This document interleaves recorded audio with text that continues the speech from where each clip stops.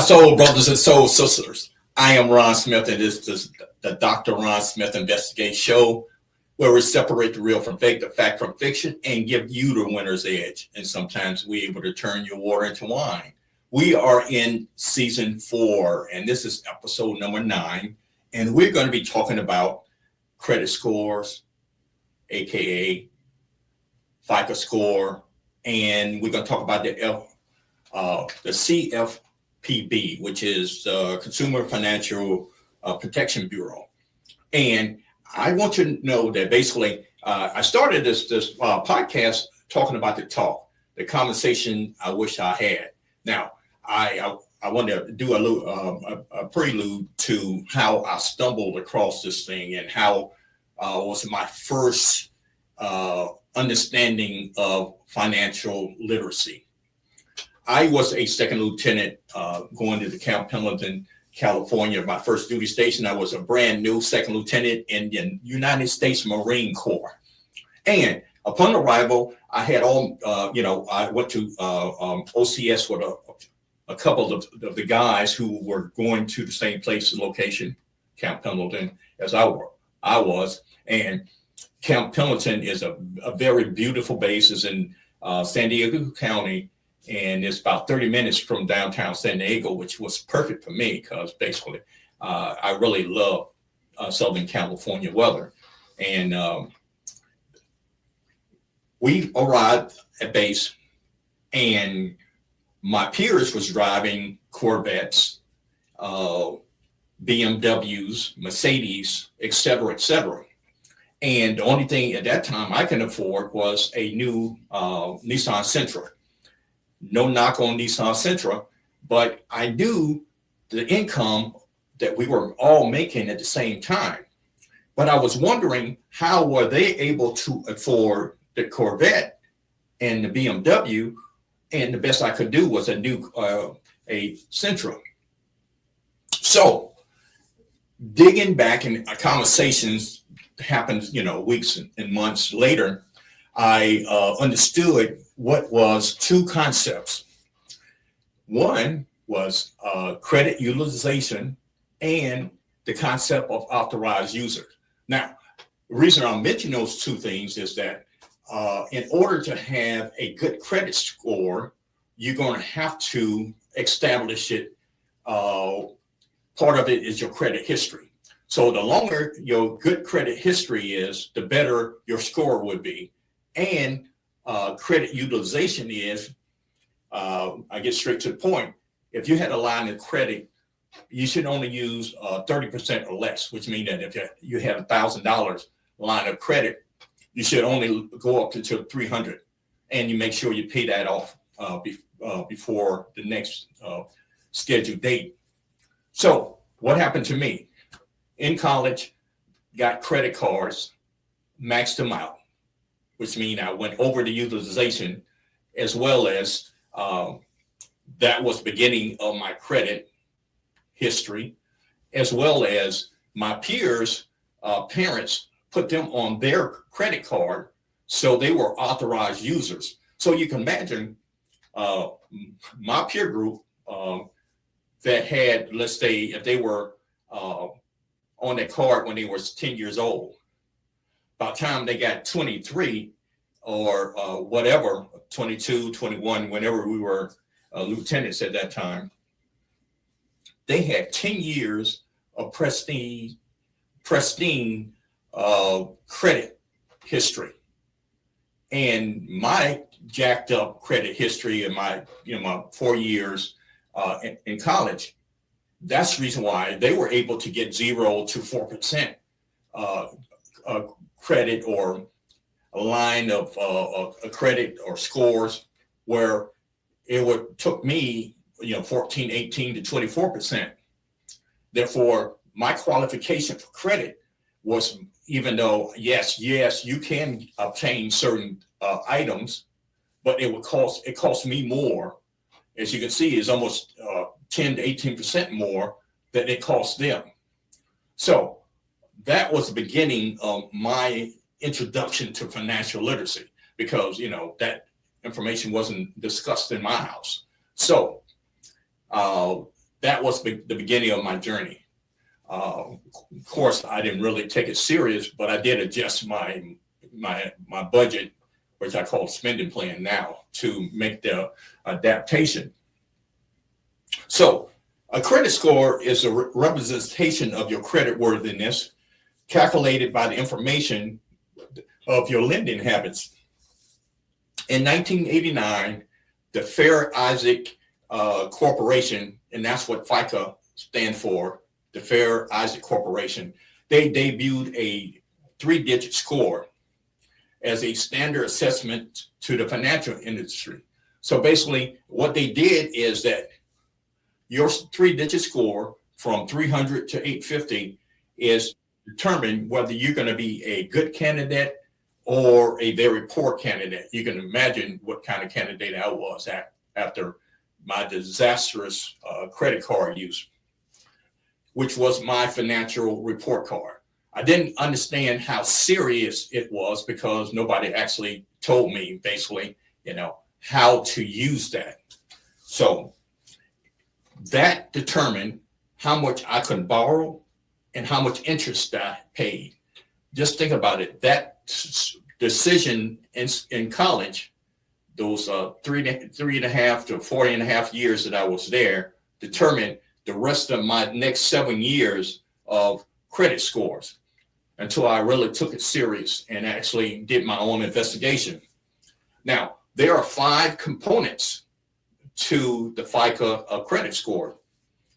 Let's start. We're talking about payment history, your amount that you owe, the length of your debt history, the mix of your debt, and the request for new debt. Now, let's go individually, because your payment history is 35% of your, if you were doing 100, score, your payment history is 35%. So you can see that basically the first category, I completely destroyed didn't understand my utilization. So make sure you're paying your bills on time and that you don't have any late payments. That is the main thing that you have to make sure you look at. Okay. The next thing is the amount of debt that you owe. Remember, so you can only, what your line of credit is, make sure that you only use 30% of that, which is actually 30% of your score at the same time. Remember, I told you about your debt history. One of the things that you have to be careful of is that if you have a credit card, you don't want to eliminate that, because what you just did, you just destroyed your credit history, or it's almost like doing a restart. So imagine that you remember, I gave you an example. My peers, as an authorized user on their parents' credit card, had a longer exemplary credit history that will actually move your credit score up, which means that they were probably in the 800s, where I probably was in the 500s. And in order to actually, remember I told you that from, and I'm gonna give you the score range in a minute, but in order to get to the high 700s or to the 800, you have to have a lengthy, very good credit history. And number 4, we have to look at the mix of debt, which means that, which is 10%. So now payment history is 35. The amount of debt you owe is 30. The length of your credit history is 15, and 10% is the mix. What they want to do is they don't want you to heavy in anything. So basically, you can have a car loan, you have a mortgage or rent, and or you have student loans. They don't want you to be heavy or limited. They want to make sure you have a good mix, because that is established in being a good candidate. And number 5, the request for new debt, which means that basically do not go, especially if you are considering purchasing a big ticket item, which is, a very nice car, or buying a home, because those inquiries and will have what they call a pull on your credit. Now, there are soft pulls and there's hard pulls. And one of the things I could give you up front, a credit card is a hard pull. So basically, if you are applying for a Macy's, Nordstrom's, Dillard's, etc., those type of cards, make sure, or even the credit cards, make sure, I would ask if it's a hard pull or soft pull, because basically those things are taking a hit every time you do that. Make sure that you at least ask the question, then you know where you stand. Okay, let's go with those ranges. Your FICO score ranges from, let's say, excellent is from 800 to 850. Very good is 740 to 799. Good is 670 through 739. Fair is 580 to 699. Poor is 300 to 579. Now, you can still purchase items. You still can buy things. The whole idea that it will cost you more. And the thing about it, that's what you want to change. You want to be able to get into that 0 to 4%. When you see those car commercials, and they give you from 0 to 4%, which is one of those things that those are the best rates, and basically you can get this vehicle at that cost. Now, if you don't have that means that basically it's going to cost you more. So that's one of the things that you need to make sure you get. And like I said, payment history, the amount of debt that you owe, the length of your debt history, and the mix of debt, and your request for new debt is part of that matrix that they report. So you can actually make sure that where your credit rating is. And let's talk about TransUnion, Equifax, Experian.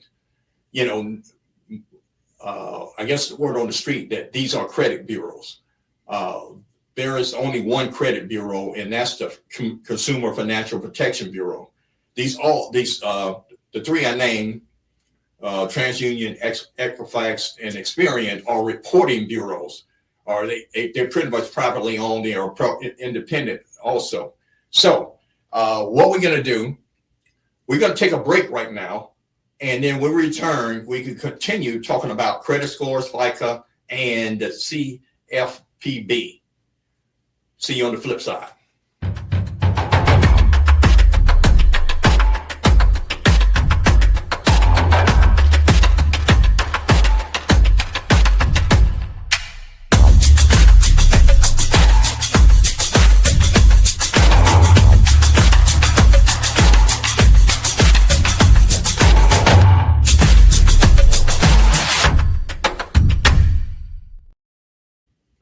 Hey, my soul brothers and soul sisters. This is season 4, episode number 9, and we're talking about credit scores, FICO scores, and the Consumer Financial Protection Bureau.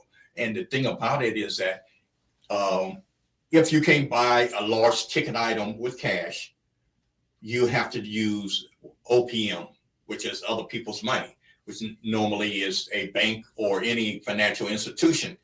And in order to do that, once you make your application, they will actually pull up your credit history. And the thing about it is that your credit history is your financial report card. And the thing about it is if you don't take that serious, which my lack of knowledge, I didn't know what I didn't know. And I mentioned in the first half, basically, my introduction to finance came on 2 things. It was credit utilization and authorized users.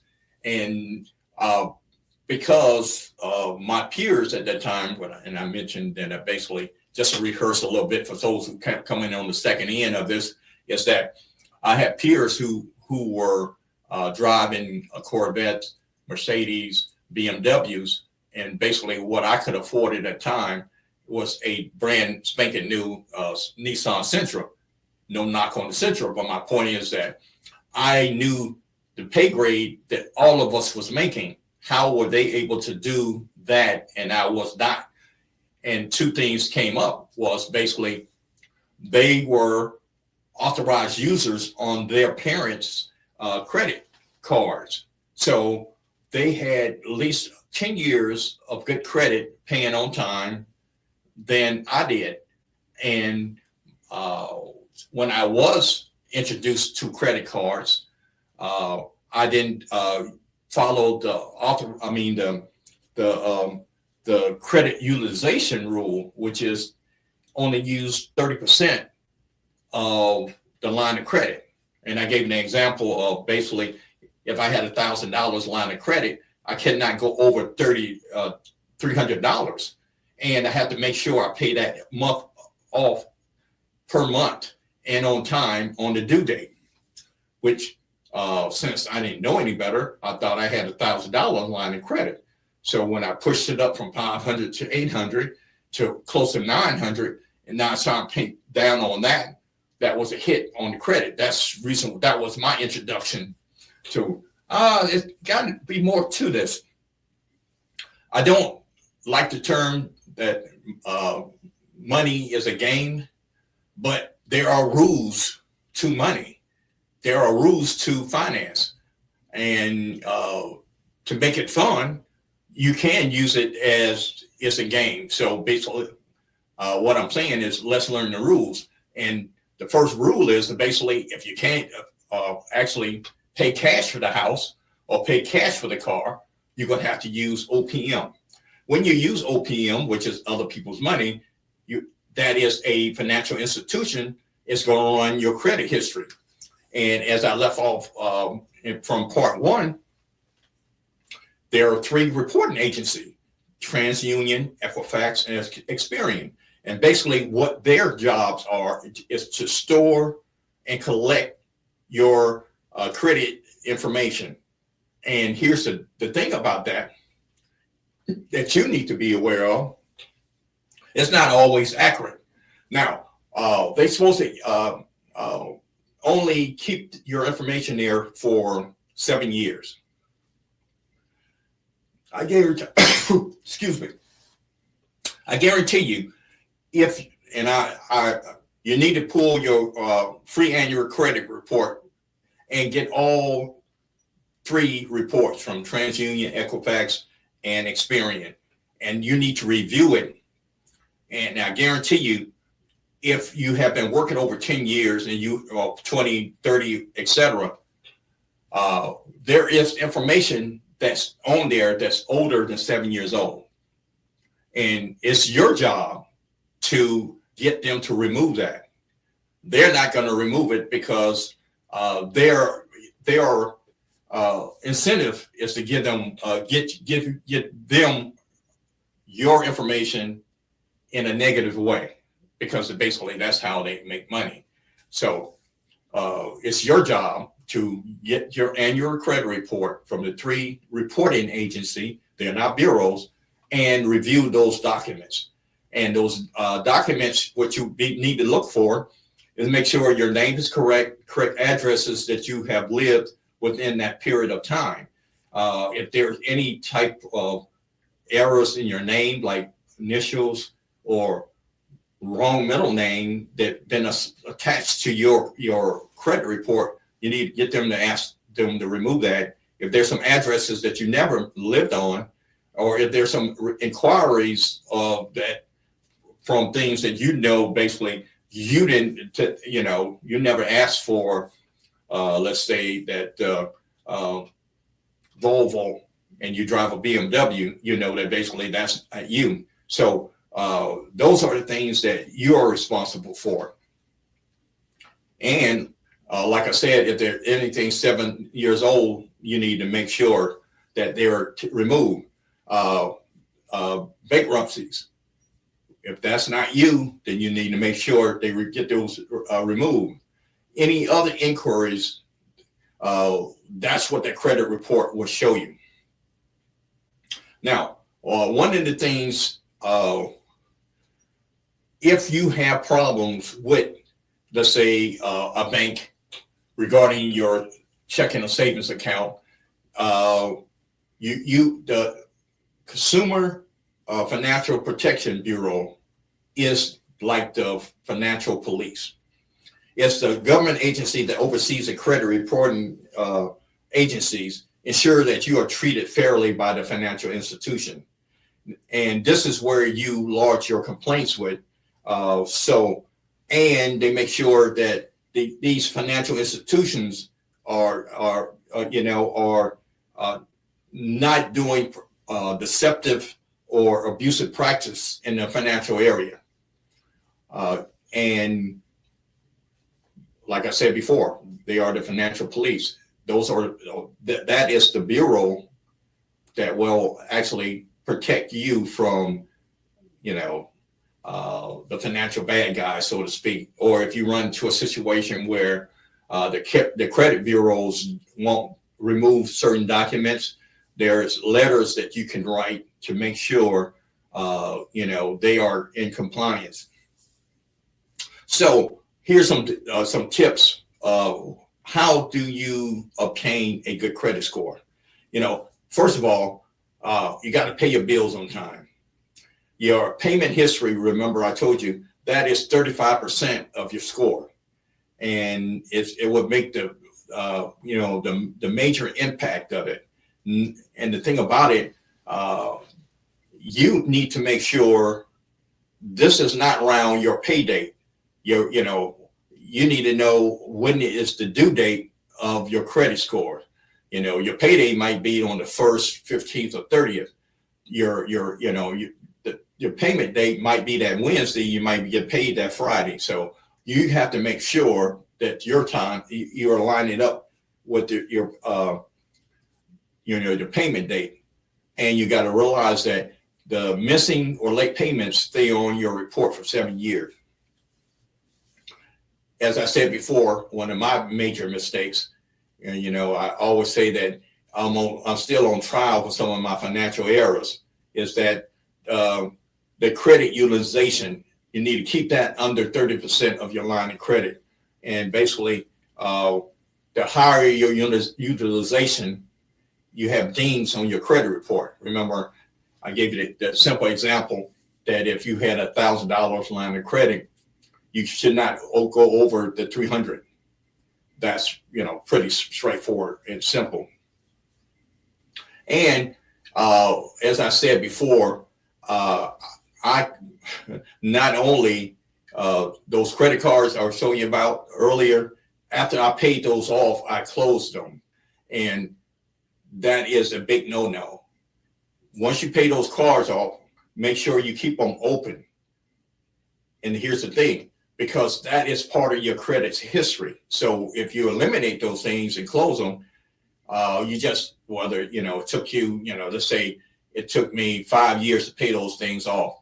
I just eliminated 5 years of the credit history that I had, even though, that might be some dings or quote, because of late payments, derogatory marks. At least I had established a history. Remember, the number 3 was the length of debt history was 15% of my credit score. So I just eliminated that. So if you do, make sure you pay it off, but keep it open. Don't eliminate it. And as I go back again, as you see, I had a professor who used to stump with things that you won't remember. So not that, hey, get your free credit report from all 3 credit bureaus.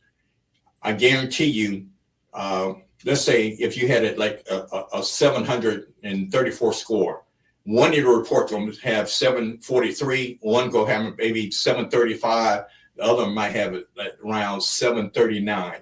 All 3 credit reports, report on, they emphasize on different things of the components, but you know, you need to get all three of them so you can actually review it to make sure that you know what need to be taken, removed, or in the area that basically you, especially taking care of those errors. And limit your new application. And the thing about it is that, let's say if I know that I was going to purchase a house this year.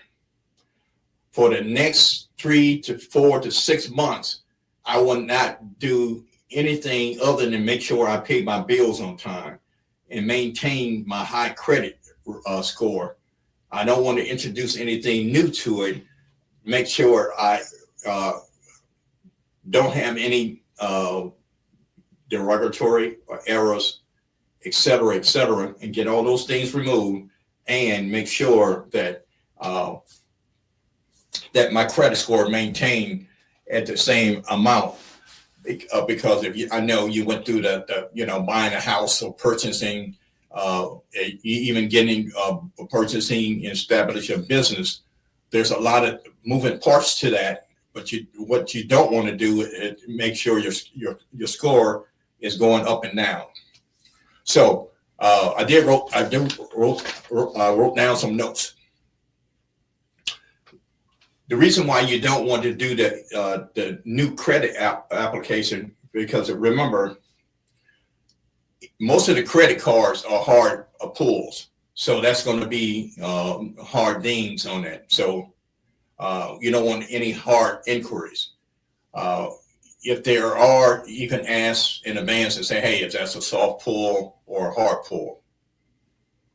Be sure you understand what your due date on your credit card and what's the closing date on your credit card. And one of the things that I want to introduce, that if you have children, the best way to begin their credit is make sure you put them on one of your cards as an authorized user. That way, just like my peers, they will be able to have a jump start on their credit history. Excuse me. The card that you know that you can pay off every month, which means basically your cable and your, let's say your credit card or your cell phone bill. You're going to pay those things off, on time every month. So put them on that card, first of all.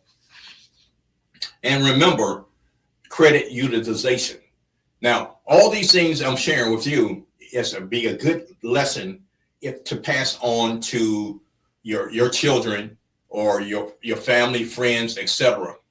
Remember, the reason why I started this whole podcast was because I didn't have this type of conversation. This is the initial conversation that you need to have with especially your teens, or if someone getting ready to go to college or getting that first paycheck in that first career. These are the conversations you need to have. Now, I understand that, they're teaching financial literacy in school now, but I don't think they are teaching what I just, this podcast in particular is sharing with you for various reasons. Most of the financial institution are sponsoring these I would say financial literacy class. And basically they want you to get the credit cards. They want you to purchase. They want you to buy. And just be careful. So remember, credit scores are important, and FICA and credit cards, and get your credit score from the 3 credit bureaus. You need all 3 reports to actually make sure they're accurate and they are in order. Until next time, my time is up. I thank you for yours, and that's your homework. Get your free credit report.